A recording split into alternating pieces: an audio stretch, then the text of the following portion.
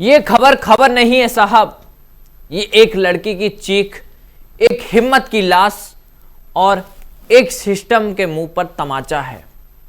क्योंकि आज हम बात कर रहे हैं काजल की, जो सिर्फ एक नाम नहीं थी, बल्कि वो दिल्ली पुलिस की स्वैट कमांडो बनने का सपना थी।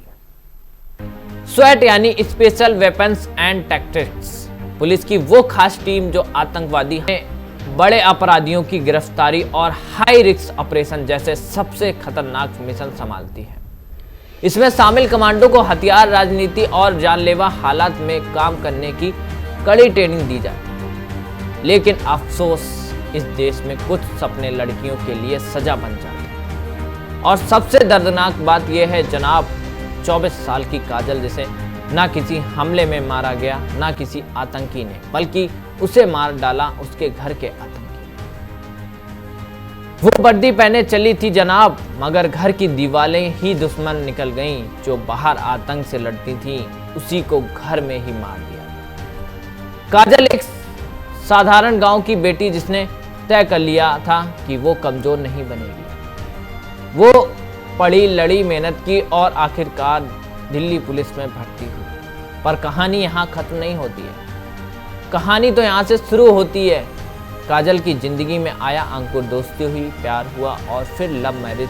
सब कुछ ठीक लग रहा था, लेकिन शादी के कुछ ही दिनों बाद दहेज की मांग शुरू हुई, ताने शुरू हुए, मानसिक प्रताड़ना शुरू हुई और फिर वो हुआ जो अक्सर होता है।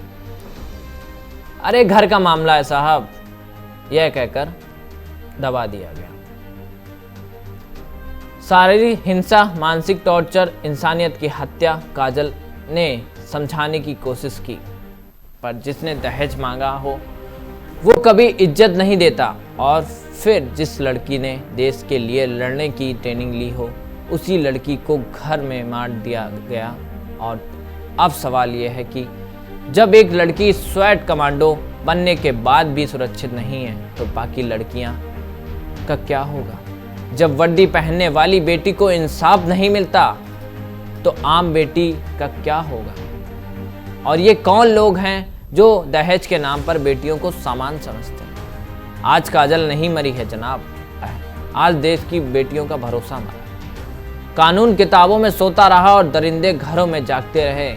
काजल तो चली गई दुनिया से, पर सवाल आज भी चुभते रहे। नमस्कार, मैं था आयुष।